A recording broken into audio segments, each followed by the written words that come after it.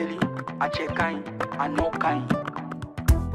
Ibe om nanani wa ibe om nanani anduye. Nyokote nyokomanda andilula, c'est de la qualité.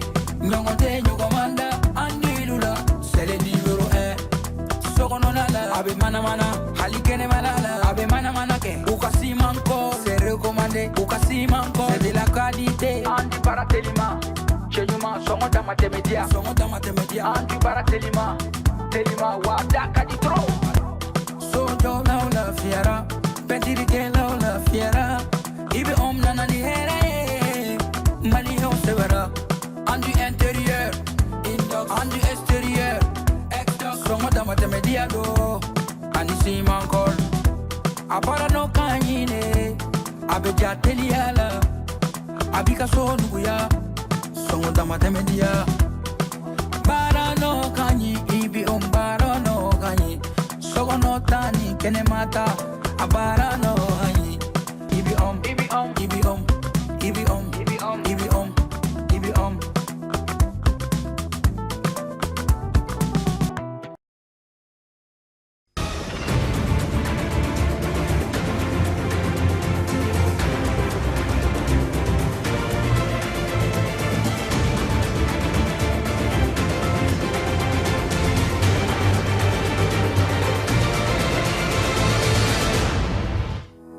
Changement de température, changement d'habillement et oui, décembre en plus des fêtes apporte aussi des températures nécessitant les habits pour la période. Un moment propice pour la vente de vêtements chauds en friperie. Mamadou Diallo est allé faire un tour au marché. Les détails dans un instant. Dans la page culture, nous oserons un regard sur une artisane de l'ombre. Il s'agit de Djeneba Traoré, celle-là qui transforme le coton brut en fil et en tissu. Zédé Zouboué l'a rencontrée. Elle nous fera découvrir les défis des métiers confrontés à l'industrialisation. Voilà donc pour le sommaire. Très heureuse de vous retrouver, mesdames, messieurs. Bonsoir et merci d'avoir choisi Advance TV pour vous informer. Ce 16 décembre, l'école supérieure de gestion était en immersion à Advance TV. Les étudiants accompagnés de leur encadrant Ousmane Diarra ont effectué un passage dans nos locaux dans le cadre d'une visite d'entreprise.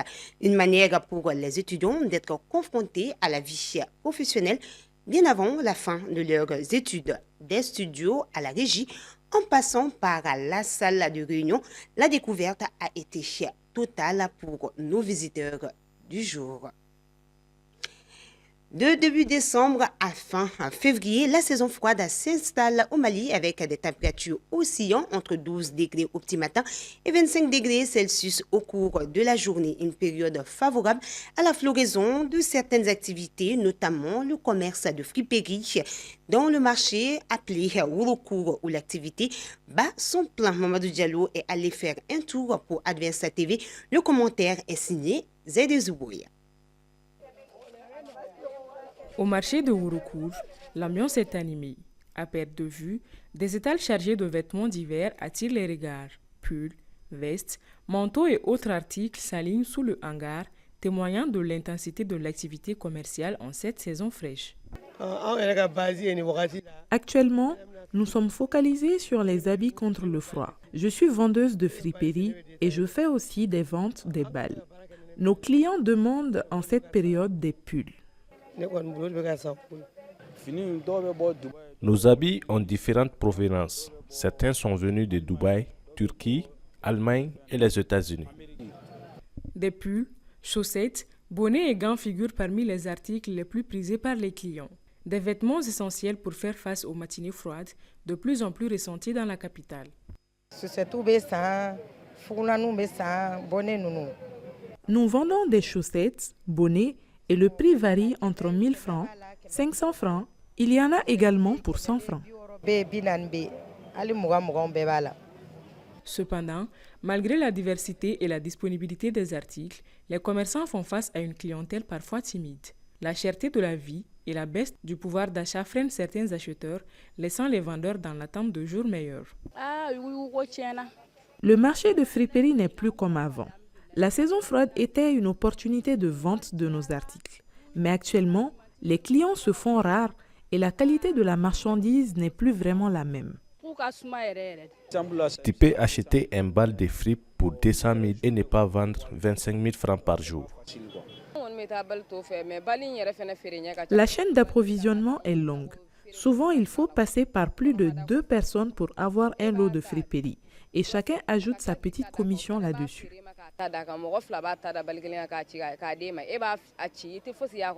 Pour autant, les acteurs du secteur restent optimistes. La période froide stimule particulièrement la vente des imperméables et des vêtements contre l'air frais. Un dynamisme saisonnier qui confirme la capacité d'adaptation du marché de la friperie, actif tout au long de l'année, quelles que soient les saisons. Dans ce marché au recours, la friperie demeure ainsi un pilier du commerce local.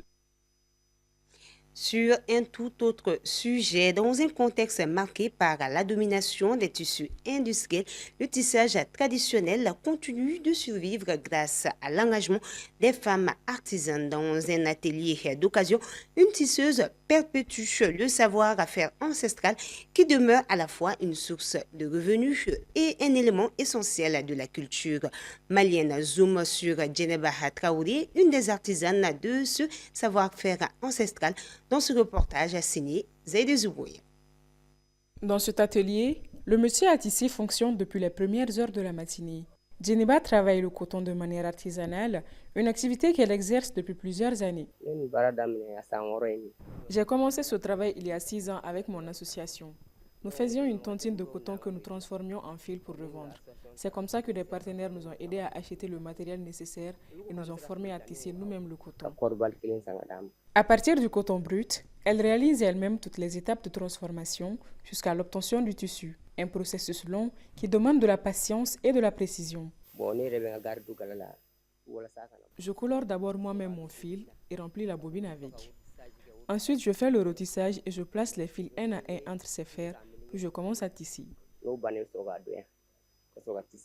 Le tissage traditionnel reste une source de revenus pour de nombreuses femmes, même si les difficultés sont réelles, notamment face à la concurrence des tissus industriels et à la baisse de l'intérêt des jeunes pour ce métier. Aucun tisserand malien n'a pu réaliser quelque chose au Mali. Leur enfant ne peut donc pas vouloir suivre leur chemin. Le Malien ne valorise pas ce tissu, alors que d'autres pays en ont même fait leur tenue scolaire. Si on fait pareil, ça va être bien. Au-delà de l'aspect économique, ce savoir-faire joue également un rôle important dans la préservation de l'identité culturelle malienne, en valorisant les techniques et les motifs transmis de génération en génération.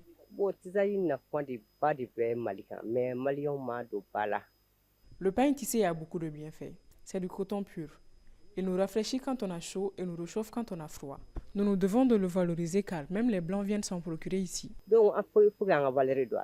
À travers ces gestes répétés chaque jour, cette tisseuse contribue à maintenir en vie un métier ancestral. Un artisanat local qui, malgré les contraintes, continue de résister et de rappeler l'importance de préserver les savoir-faire traditionnels dans un contexte de plus en plus industrialisé. Dans la page sport de ce mercredi, nos projecteurs sont braqués sur le groupe E composé de l'Algérie, du pays des hommes intègres, le Burkina Faso, la Guinée équatoriale et le Soudan.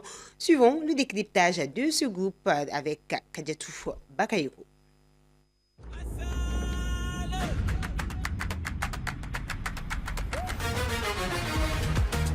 Pour ce zoom sur les 6 groupes dans le cadre de la rubrique spéciale en route pour la CAN Maroc 2025, pour ce mercredi, nos projecteurs sont braqués sur le groupe E avec l'Algérie, le Burkina Faso, la Guinée équatoriale et le Soudan. Les Fennecs d'Algérie et les étalons du Burkina Faso sont les équipes à suivre dans ce groupe. Pour les Fennecs d'Algérie, ils est en train de retrouver leur forme d'antan où ils avaient réussi à remporter le trophée à 2 reprises en 1990 et en 2019. Mais en baisse de régime dernièrement, ils auront toujours leur mot à dire, surtout avec leurs individualités qui font la différence. Les étalons du Burkina Faso, avec une place de finaliste malheureux en 2013, peinent à confirmer leurs résultats en phase finale. Cette année, avec une nouvelle génération qui évolue majoritairement en Europe, ils devront pouvoir tirer leur épingle du jeu. Mais avec les alliés nationaux de la Guinée équatoriale qui avaient atteint les quarts de finale en 2012 et surtout la demi-finale en 2015, ils sont plus que jamais prêts pour chambouler les pronostics. Pour les crocodiles du Nil du Soudan, déjà vainqueurs en 1970, où ils étaient pays hôtes, ils ne sont pas à négliger non plus. Désormais, les deux sont braqués aussi sur ce groupe qui promet des rencontres alléchantes.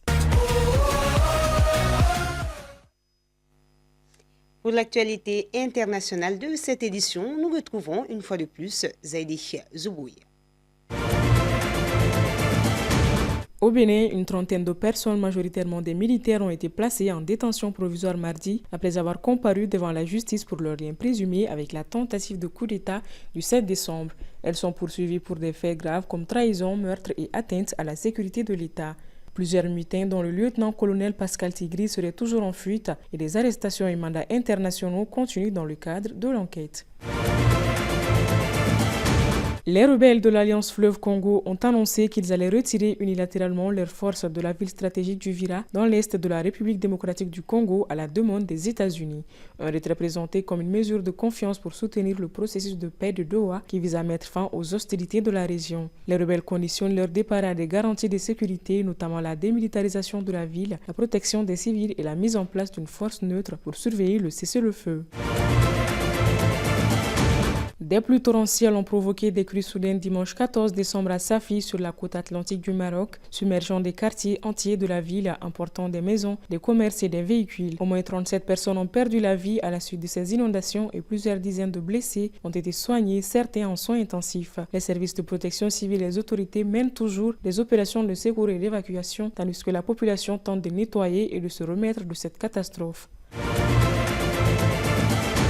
À Gaza, des pluies battantes et un froid intense frappent des milliers de personnes encore déplacées qui vivent dans des tentes fragiles et mal isolées après plus de 2 ans de conflit. Les campements, notamment dans les zones d'Al-Mawassi, ont été détrempés par de fortes averses, l'eau boueuse inondant les camps et laissant des enfants marcher pieds nus dans la boue. Cette nouvelle épreuve climatique vient s'ajouter aux difficultés liées au manque d'aide suffisante malgré un cessez-le-feu en place depuis octobre 2025 et met en lumière l'urgence d'un soutien renforcé pour les populations vulnérables. Nous terminons cette édition par cette citation de Nicoté qui dit « Le travail acharné bat le talent, car le talent ne travaille pas dur ». Fin de cette édition. Grand merci pour votre constance. Qu'Allah bénisse le Mali. Bonsoir.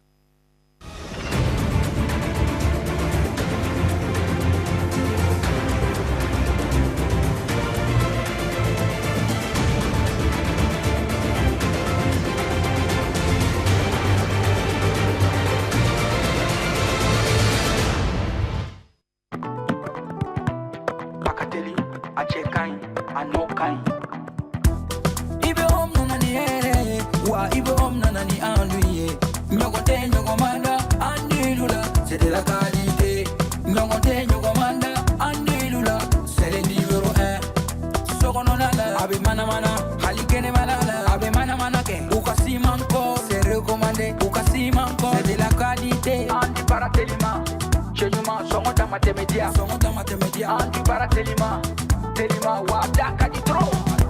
So down la fiera, Petirique la fiera, Ibe om nanani here, Mali on severa, Andu intérieur, Indox, Andu extérieur, Exdoc, Songo Matemedia do, Anisi Mankol, Abara no Kanyine, Abeja Teliala, Abika so Nuya, Songo Matemedia.